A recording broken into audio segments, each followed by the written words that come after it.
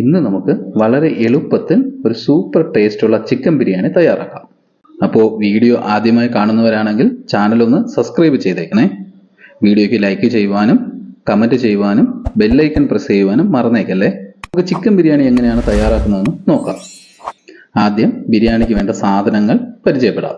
ബിരിയാണി അരി 2 kilo, medium size സവാള 6 എണ്ണം ചെറുതായി നീളത്തിൽ അരിഞ്ഞത്, ഒരു 4 ക്യാരറ്റ് ചെറിയ കഷ്ണങ്ങളായി അരിഞ്ഞത്, 100 ഗ്രാം ഡ്യൂട്ടി ഫ്രൂട്ടി. ഇനി വേണ്ടത് പട്ടയാണ്. പട്ട, ഏലക്ക, ഗ്രാമ്പു, പെരിഞ്ജീരകം, അണ്ടിപ്പരിപ്പ്, കിസ്മിസ് മുതലായവ. പുതിനയില ചെറുതായി അരിഞ്ഞത് 1 ബൗൾ നിറയെ എടുക്കാം. നെയ്യ് 500 ഗ്രാം. ഒരു നാരങ്ങ പിഴിഞ്ഞ് അതിൻ്റെ നീര് എടുക്കാം. ഒരു നാരങ്ങ മുഴുവനായുള്ളത് പിഴിഞ്ഞ് അതിൻ്റെ നീര് എടുക്കാം. പൈനാപ്പിൾ ചെറിയ കഷ്ണങ്ങളാക്കി അരിഞ്ഞത്.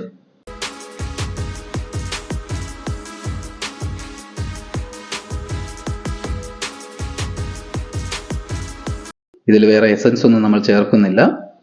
നാരങ്ങ നീര് നമ്മൾ ഉപയോഗിക്കുന്നത് റൈസ് വെന്ത് വരുമ്പോൾ തമ്മിൽ ഒട്ടിപ്പിടിക്കാതിരിക്കാനാണ്. ആദ്യം നമുക്ക് ബിരിയാണി അരി ഒരു 3 വെള്ളം കഴുകിയതിന് ശേഷം കുതിരാൻ വയ്ക്കാം.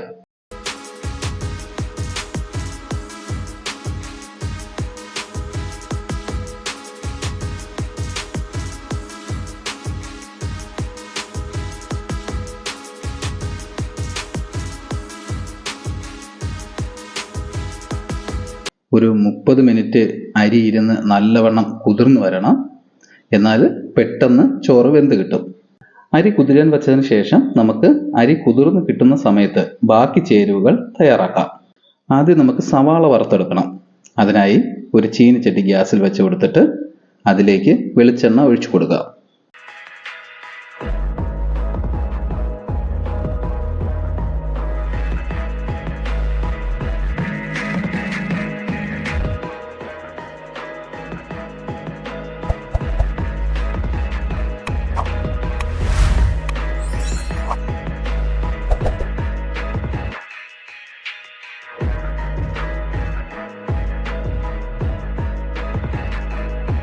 എണ്ണ തിളച്ചു വരുന്ന സമയത്ത് നമുക്കതിലേക്ക് നേരത്തെ കീറി വെച്ചിരുന്ന സവാള ഇട്ട് കൊടുക്കാം. സവാള വറുക്കുമ്പോൾ നമ്മൾ പ്രത്യേകം ശ്രദ്ധിക്കേണ്ട കാര്യം സവാള കരിഞ്ഞു പോകരുത്. സവാള കരിഞ്ഞു പോയാൽ ബിരിയാണി നമ്മൾ കഴിക്കുമ്പോൾ സവാള കരിഞ്ഞതിൻ്റെ കയ്പുണ്ടാവും. അതുകൊണ്ട് ഒരു ഇളം ബ്രൗൺ കളർ ആവുമ്പോൾ തന്നെ എണ്ണയിൽ നിന്നും കോരണം. അത് പിന്നെ തണുത്ത് വരുമ്പോഴത്തേക്ക് നല്ലപോലെ മുരിഞ്ഞു കിട്ടിക്കോളും.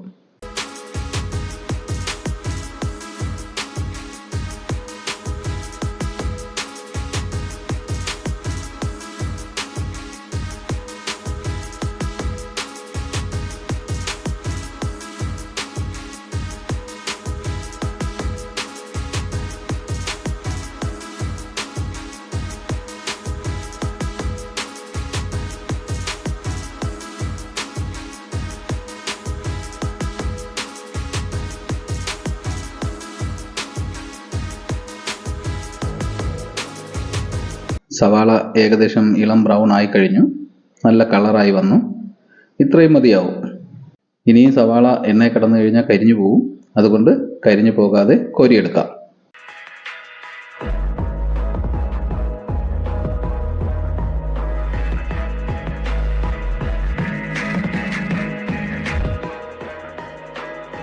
അടുത്ത് നമുക്ക് ക്യാരറ്റ് വറുത്തെടുക്കണം. ആ എണ്ണയിൽ തന്നെ വറുത്താൽ മതി. ക്യാരറ്റും കരിഞ്ഞു പോകാതെ ശ്രദ്ധിക്കണം. നല്ലപോലെ വറുത്തെടുക്കണം.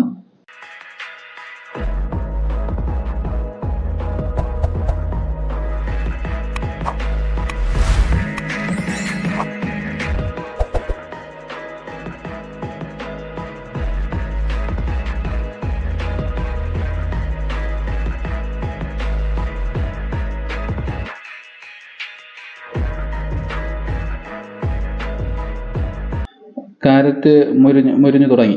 നല്ല മുരിഞ്ഞു. ഇനി നമുക്കത് കോരാം. ക്യാരറ്റ് നല്ലപോലെ മുരിഞ്ഞിട്ടുണ്ട്. അപ്പോൾ നമുക്കത് കോരി മാറ്റാം. അടുത്തത് അണ്ടിപ്പരിപ്പും കിസ്മിസുമാണ് വറുത്തെടുക്കേണ്ടത്. അതിനും ആ എണ്ണ തന്നെ ഉപയോഗിച്ചാൽ മതിയാവും.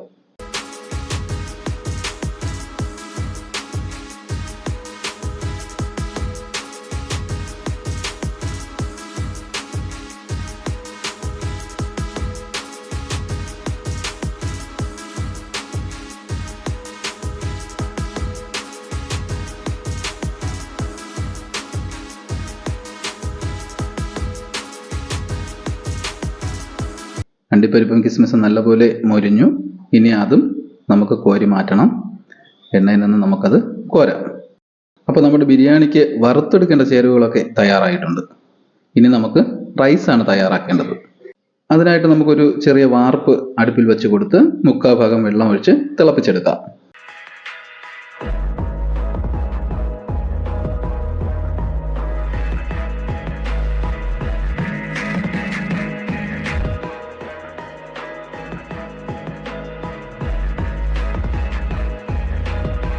വെള്ളം തിളച്ചു തുടങ്ങി. നമുക്കതിലേക്ക് ആവശ്യത്തിനുള്ള ഉപ്പ് ഇട്ട് കൊടുക്കണം.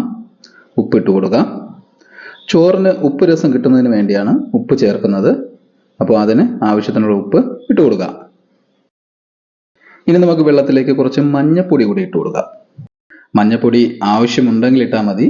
ചോറിനൊരു മഞ്ഞ കളർ കിട്ടാനാണ് മഞ്ഞപ്പൊടി ഇട്ട് കൊടുക്കുന്നത്. മഞ്ഞപ്പൊടി ഇട്ടില്ലെങ്കിലും കുഴപ്പമൊന്നുമില്ല, ചോറ് വെള്ള കളറായിരിക്കും എന്നേ ഉള്ളൂ. മഞ്ഞപ്പൊടി ഇട്ടാൽ ചോറിനൊരു ചെറിയ മഞ്ഞ കളർ കിട്ടും. ബിരിയാണി സെറ്റ് ചെയ്ത് വരുമ്പോൾ കാണാൻ നല്ല ഭംഗിയായിരിക്കും. അതിനുവേണ്ടിയാണ് കുറച്ച് മഞ്ഞപ്പൊടി കൂടെ ചേർക്കുന്നത്. ഇനി നമുക്ക് വെള്ളത്തിലേക്ക് നേരത്തെ തയ്യാറാക്കി വെച്ചിരുന്ന പട്ടയും ഗ്രാമ്പുവും പെരിഞ്ചീരകവും ഒക്കെ ഇട്ട് കൊടുക്കാം. ഉപ്പും മഞ്ഞയും പട്ടയും എല്ലാം ഇട്ടിട്ട് നമുക്ക് വെള്ളം നല്ലപോലെ ഇളക്കി കൊടുക്കാം. ഇപ്പോൾ വെള്ളത്തിന് ഒരു ചെറിയ മഞ്ഞ കളറായി. ഇനി നമുക്ക് നേരത്തെ പിഴിഞ്ഞു വെച്ചിരുന്ന നാരങ്ങ നീര് ഒരു ചെറിയ അരിപ്പയിൽ അരിച്ച് ഈ വെള്ളത്തിലേക്ക് ഒഴിച്ചു കൊടുക്കണം. എന്നിട്ട് വെള്ളം നല്ലപോലെ ഇളക്കി കൊടുക്കണം.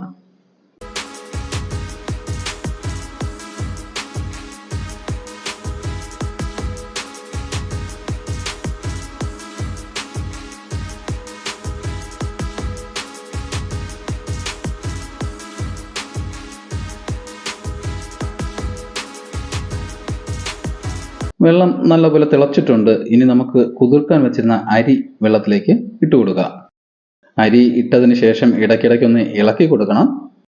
നമ്മൾ നാരങ്ങ നീര് ഒഴിച്ചിട്ടുള്ളത് കൊണ്ട് അരി തമ്മിൽ ഒട്ടിപ്പിടിക്കില്ല. എന്നാലും നമ്മളൊന്ന് ഇടയ്ക്കിടയ്ക്ക് ഇളക്കി കൊടുക്കണം. നാരങ്ങ നീര് ഒഴിക്കേണ്ടത് വെള്ളം തിളച്ച് അരി ഇടുന്നതിന് കുറച്ച് മുമ്പായിട്ടാണ്. നാരങ്ങ നീര് ഒഴിച്ചു കൊടുത്തിട്ട് വെള്ളം നല്ലപോലെ ഇളക്കി കൊടുത്തിട്ടാണ് അരി ഇടാൻ. ഒരു 15-20 മിനിറ്റൊക്കെ ആകുമ്പോൾ അരി 3/4 ഭാഗം വേവും. നമ്മൾ അരി കുതിർത്താണ് ഇട്ടത്, അതുകൊണ്ട് 15-20 മിനിറ്റൊക്കെ ആകുമ്പോൾ തന്നെ അരി നല്ലപോലെ വെന്ത് കിട്ടും. ചോറൊരു 3/4 വേവൊക്കെ ആകുമ്പോൾ തീ നിർത്തണം. പിന്നെ നമുക്ക് റൈസ് വടിച്ചാണ് എടുക്കേണ്ടത്. റൈസിന്റെ ബാക്കി വേകേണ്ടത് ബിരിയാണി സെറ്റ് ചെയ്തതിന് ശേഷം അടുപ്പിലെ കനലിലിരുന്ന് ആവിയിലാണ് വെന്ത് കിട്ടേണ്ടത്. റൈസ് 3/4 ഭാഗം വെന്ത് കിട്ടിയിട്ടുണ്ട്. നമ്മൾ അതിന്റെ വെള്ളമൊക്കെ ഊറ്റി കളഞ്ഞിട്ട് നല്ല ഡ്രൈ ആക്കി എടുത്തിട്ടുണ്ട്. നല്ല മഞ്ഞ കളറുണ്ട്, കണ്ടോ? റൈസിന് നല്ല മഞ്ഞ കളറുണ്ട്. നമുക്കിനി ചോറ് വേറെ പാത്രത്തിലോട്ട് മാറ്റിയിട്ട് ഈ വാർപ്പ് ഒഴിഞ്ഞെടുക്കാം. ഈ വാർപ്പിലാണ് നമ്മൾ ബിരിയാണി സെറ്റ് ചെയ്യാൻ പോകുന്നത്. അപ്പോൾ ഇനി ബിരിയാണി സെറ്റ് ചെയ്യുന്നത് എങ്ങനെയാണെന്ന് നോക്കാം. വാർപ്പ് നല്ല കഴുകി വൃത്തിയാക്കിയതിന് ശേഷം അടുപ്പിൽ വെച്ചിട്ട് നെയ്യ് ഒഴിച്ചു കൊടുക്കണം. നെയ്യ് വാർപ്പിന്റെ അടിഭാഗത്ത് നല്ലപോലെ പിടിച്ചതിന് ശേഷം ആദ്യത്തെ ലെയറിൽ റൈസ് ഇട്ട് കൊടുക്കാം. റൈസ് നല്ലപോലെ നിരത്തിയിട്ട് അതിലേക്ക് നമ്മൾ നേരത്തെ തയ്യാറാക്കി വെച്ചിരുന്ന സവാള വറുത്തത് കുറച്ച് വിതറി കൊടുക്കാം. അത് കഴിഞ്ഞ് ചെറിയ കഷ്ണങ്ങളാക്കി വെച്ചിരിക്കുന്ന പുർത്തിച്ചക്ക, പൈനാപ്പിൾ ഇട്ട് കൊടുക്കാം. ഇനി നമുക്ക് പുതിനയില ചെറുതായി അരിഞ്ഞത് ഇട്ട് കൊടുക്കാം. അത് കഴിഞ്ഞ് ഡ്യൂട്ടി ഫ്രൂട്ടി ഇട്ട് കൊടുക്കാം. ഇനി നമുക്ക് ക്യാരറ്റ് വറുത്തത് ഇട്ട് കൊടുക്കാം. അത് കഴിഞ്ഞ് അണ്ടിപ്പരിപ്പും കിസ്മിസും ഇട്ട് കൊടുത്തിട്ട് കുറച്ച് നെയ്യ് കൂടി ഒഴിച്ചു കൊടുക്കുക.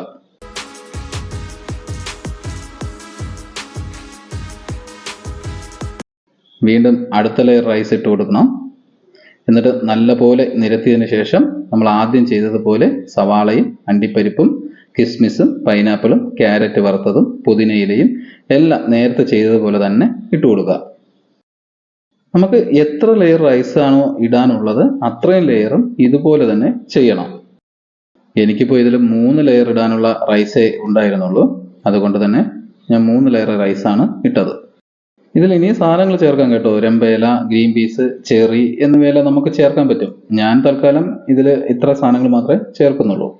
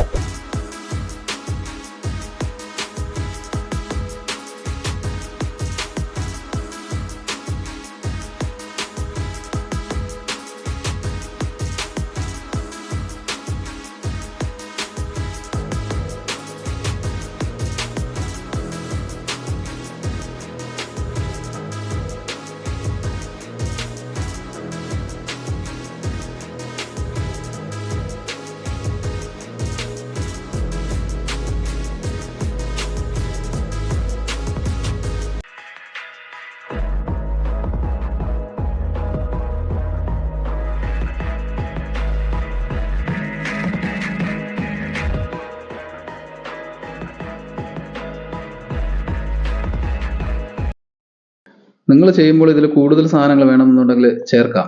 എത്ര കൂടുതൽ സാധനങ്ങൾ ചേർക്കുന്നു അത്രയും ബിരിയാണിക്ക് ടേസ്റ്റ് കൂടും, ബിരിയാണി നല്ല കളർഫുള്ളുമായിരിക്കും. ഇതിപ്പോൾ 3 ലെയറും സെറ്റ് ചെയ്ത് കഴിഞ്ഞു. ബിരിയാണി കാണാൻ നല്ല കളർഫുൾ ആയിട്ടുണ്ട്. ഇനി നമുക്ക് വാർപ്പിൻ്റെ പുറത്തൊരു അടപ്പ് വെച്ചടച്ചിട്ട് നമുക്ക് ആ കനലിൽ തന്നെ വെച്ച് ഒന്ന് ഡ്രൈ ആക്കി എടുക്കാം. അപ്പോൾ ബിരിയാണി ഡ്രൈ ആയി വരുന്ന സമയം കൊണ്ട് നമുക്ക് ചിക്കൻ തയ്യാറാക്കാം. ചിക്കന് വേണ്ട സാധനങ്ങൾ എന്തൊക്കെയാണെന്ന് നോക്കാം. 1/2 കിലോ ചെറിയ ഉള്ളി 2ആയി അരിഞ്ഞത്, ഒരു 10 മീഡിയം സൈസ് സവാള നീളത്തിൽ അരിഞ്ഞതെടുക്കാം. ടൊമാറ്റോ തക്കാളി വലുത് ഒരു 4 എണ്ണം എടുക്കാം. ഞാനിവിടെ 3 കിലോ ചിക്കൻ എടുത്തിട്ടുണ്ട്. Chicken 3 kilo. അടുത്തത് ഇഞ്ചി വെളുത്തുള്ളി പേസ്റ്റ്, കറിവേപ്പിലയും മല്ലിയിലയും ആവശ്യത്തിന് എടുക്കാം. ഗരം മസാല പൊടിച്ചത്, പിന്നെ വേണ്ടത് മുളക് പൊടി, മല്ലിപ്പൊടി, ഉപ്പ് ഇവയെല്ലാം നമുക്ക് ആവശ്യത്തിന് ഇട്ട് കൊടുക്കാം.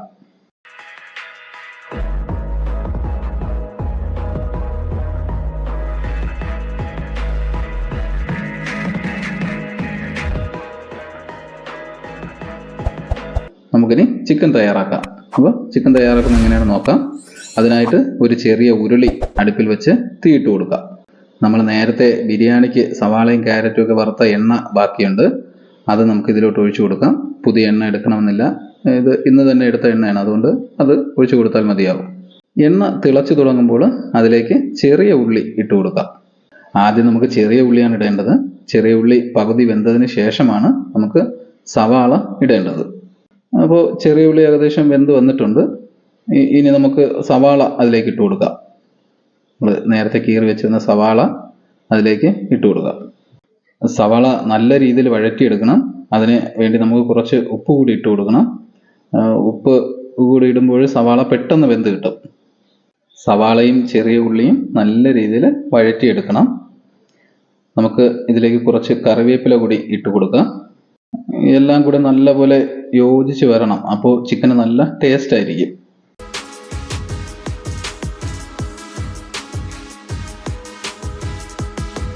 ഇനി നമുക്ക് ഇഞ്ചി വെളുത്തുള്ളി പേസ്റ്റ് ഇട്ട് കൊടുക്കാം. ഇഞ്ചി വെളുത്തുള്ളി പേസ്റ്റ് കൂടെ ഇട്ടതിന് ശേഷം നല്ല രീതിയിൽ വഴറ്റിയെടുക്കുക. നല്ല രീതിയിൽ ഇളക്കി കൊടുക്കണം. ഇളക്കി കൊടുത്ത് നല്ല രീതിയിൽ വഴറ്റിയെടുക്കുക.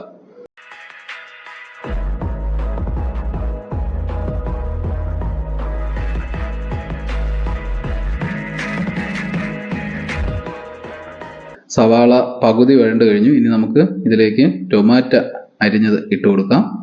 സവാള ഒരു പകുതിയൊക്കെ വെന്ത് വരുമ്പോഴത്തേക്കും ടൊമാറ്റോ ഇട്ട് കൊടുക്കണം. അപ്പോഴാണ് ടൊമാറ്റോയും സവാളയും എല്ലാം ഒരുമിച്ച് വെന്ത് കിട്ടത്തുള്ളൂ. ഇല്ലെങ്കിൽ ടൊമാറ്റോ കഷ്ണം കഷ്ണമായി കിടക്കും. ടൊമാറ്റോ അലിഞ്ഞ് സവാളയുടെ കൂടെ പിടിക്കണം. ടൊമാറ്റോയുടെ വെള്ളമൊക്കെ തെളിഞ്ഞ് വരണം. കുറച്ച് പച്ചമുളക് കൂടി ഇട്ട് കൊടുക്കാം.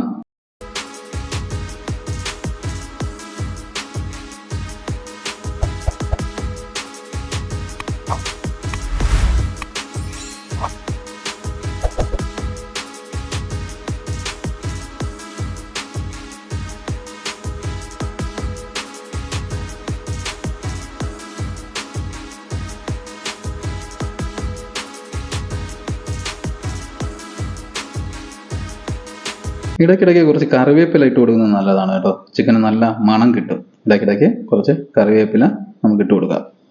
അപ്പോൾ സവാളയും ചെറിയ ഉള്ളിയും ടൊമാറ്റോ എല്ലാം നല്ലപോലെ വഴണ്ട് നല്ല ചുമപ്പ് കളറിൽ വന്നിട്ടുണ്ട്. ഇനി നമുക്കിതിലേക്ക് പൊടികൾ ഇട്ട് കൊടുക്കാം. അത് നമുക്ക് മഞ്ഞപ്പൊടി ഇടാം. മഞ്ഞപ്പൊടി ഒരു 2 സ്പൂണ് ഇട്ടാൽ മതിയാവും. ഇനി നമുക്ക് മുളക് പൊടിയും മല്ലിപ്പൊടിയും എല്ലാം ഇട്ട് കൊടുക്കാം. എരിക്ക് ആവശ്യമായിട്ട് ഇട്ട് കൊടുത്താൽ മതിയാവും. അതുകൊണ്ടാണ് ഞാൻ അളവ് പറയാത്തത്. നമ്മൾ എരിക്ക് ആവശ്യത്തിനനുസരിച്ച് മുളക് പൊടിയും മല്ലിപ്പൊടിയും ഇട്ട് കൊടുക്കാം. ഇനി നമുക്കൊരു 3 സ്പൂണ് ഗരം മസാല പൊടി ഇട്ട് കൊടുക്കാം. ഇപ്പോൾ 3 സ്പൂൺ ഇട്ടാൽ മതിയാവും. ഇറച്ചി വെന്തതിന് ശേഷം ടേസ്റ്റിനും മണമൊക്കെ നോക്കിയിട്ട് നമുക്ക് മസാല വേണമെങ്കിൽ അപ്പോൾ ഇട്ട് കൊടുക്കാം. പിന്നെ ആവശ്യമുള്ളവർക്ക് കുരുമുളക് പൊടി ഇട്ട് കൊടുക്കാം കേട്ടോ. ഞാനിപ്പോൾ ഇതിൽ കുരുമുളക് പൊടി ഇടുന്നില്ല. ഇപ്പം എരി കുറച്ച് കൂടുതൽ വേണമെന്നുള്ളവർക്ക് കുരുമുളക് പൊടി കൂടെ ചേർത്ത് കൊടുക്കാം. ഇനി നമുക്ക് ഈ പൊടികളെല്ലാം ഒന്ന് ഇളക്കി കൊടുക്കാം. സവാളയും ചേർത്ത് നല്ലപോലെ വഴറ്റിയെടുക്കണം. അപ്പോൾ പൊടികളുടെ പച്ചമണം മാറി വരുന്നത് വരെ നല്ല രീതിയിൽ വഴറ്റിയെടുക്കാം. ഈ പൊടി വഴറ്റിയെടുക്കുമ്പോൾ നമുക്ക് വേണമെങ്കിൽ കുറച്ച് വെള്ളം കൂടെ ചേർത്ത് കൊടുക്കാം. കാരണം എന്ന് പറഞ്ഞാൽ ഈ പൊടി ഈ സവാള നല്ല രീതിയിൽ വഴണ്ടതായതുകൊണ്ട് പൊടി ഇടുമ്പോഴത്തേക്കും ചിലപ്പം ഉരുളിയുടെ അടിയിൽ പിടിച്ചിട്ട് കരിഞ്ഞു പോകാൻ സാധ്യതയുണ്ട്. അപ്പോൾ അതുകൊണ്ട് കുറച്ച് വെള്ളം കൂടെ നമുക്ക് അതിലോട്ട് ഒഴിച്ചു കൊടുക്കാം. കുറച്ച് വെള്ളം ഒഴിച്ചു കൊടുത്താൽ മതി. അപ്പോൾ സവാളയും പൊടികളും നല്ല പേസ്റ്റ് രൂപത്തിലായി വരുന്നുണ്ട്. കാണാൻ നല്ല ഭംഗിയിൽ വരുന്നുണ്ട്, നല്ല നല്ല മണവും വരുന്നുണ്ട്. ഗ്രേവി റെഡി ആയിട്ടുണ്ട്. ഇനി നമുക്ക് ഇതിലേക്ക് ചിക്കൻ ഇട്ട് കൊടുക്കാം. നല്ല രീതിയിൽ കഴുകി വൃത്തിയാക്കി വെച്ചിരിക്കുന്ന ചിക്കൻ ഇതിലേക്ക് ഇട്ട് നല്ല രീതിയിൽ ഇളക്കി കൊടുക്കാം. ഗ്രേവി ചിക്കൻ്റെ എല്ലാ ഭാഗത്തും പിടിക്കത്തക്ക രീതിയിൽ നല്ലപോലെ ഇളക്കിയെടുക്കാം.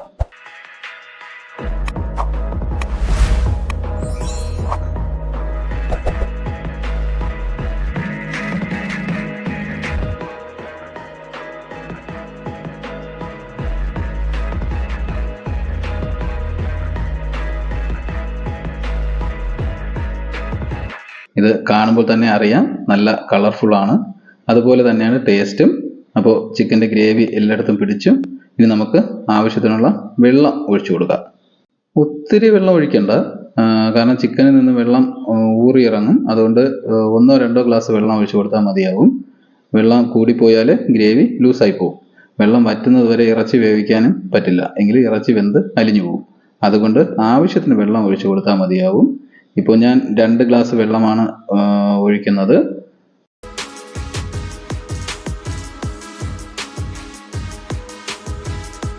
രണ്ട് ഗ്ലാസ് വെള്ളം ഒഴിച്ചപ്പോൾ തന്നെ ഇറച്ചി ലൂസായി. ഇനി ഇറച്ചിയിൽ നിന്നുള്ള വെള്ളം കൂടി ആകുമ്പോൾ നല്ല ഗ്രേവിയാവും. അത് ഒന്ന് വറ്റിച്ച് കൂടി എടുക്കണമെന്നേ ഉള്ളൂ. നല്ല തീയിട്ട് കൊടുത്ത് ഇറച്ചി ഒന്ന് വറ്റിച്ചെടുക്കുമ്പോഴേക്കും ഇറച്ചി നല്ല വെന്ത് കിട്ടും.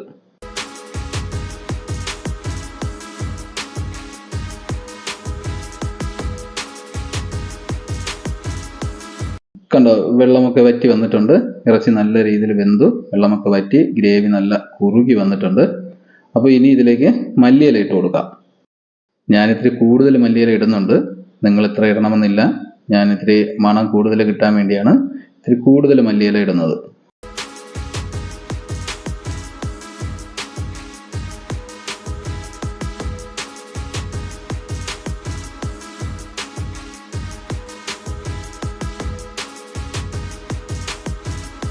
അപ്പോൾ ചിക്കൻ സെറ്റായിട്ടുണ്ട്. നല്ല മണം. അപ്പോൾ ഇനി ബിരിയാണി ഇവിടെ എന്തായെന്ന് നമുക്ക് നോക്കാം. വാർപ്പ് തുറന്ന് നോക്കട്ടെ. അതും അടിപൊളി, നല്ല ഡ്രൈ ആയി വന്നിട്ടുണ്ട്. കോരി എടുക്കുമ്പോൾ തന്നെ നമുക്ക് അറിയാൻ പറ്റും അതിൻ്റെ ടേസ്റ്റും എങ്ങനെയായിരിക്കുമെന്ന്. ബിരിയാണി നല്ല കളർഫുള്ളായിട്ട് വന്നിട്ടുണ്ട്, കണ്ടോ. ചോറൊന്നും തമ്മിൽ ഒട്ടിപ്പിടിച്ചിട്ടില്ല, നല്ല സൂപ്പറായി വന്നിട്ടുണ്ട്. അപ്പോൾ നിങ്ങളും ഇതുപോലെ ട്രൈ ചെയ്യണം. ഓക്കെ. അപ്പോൾ വീഡിയോ പുതിയതായി കാണുന്നവർ ചാനലൊന്ന് സബ്സ്ക്രൈബ് ചെയ്ത് സപ്പോർട്ട് ചെയ്തേക്കണേ. ആ ബെല്ലൈക്കൺ കൂടി പ്രസ് ചെയ്താൽ ഞാനിടുന്ന പുതിയ വീഡിയോകൾ നിങ്ങൾക്ക് നോട്ടിഫിക്കേഷനായി കിട്ടും. വീഡിയോയ്ക്ക് ലൈക്ക് ചെയ്യുവാനും കമൻറ്റ് ചെയ്യുവാനും മറന്നേക്കല്ലേ.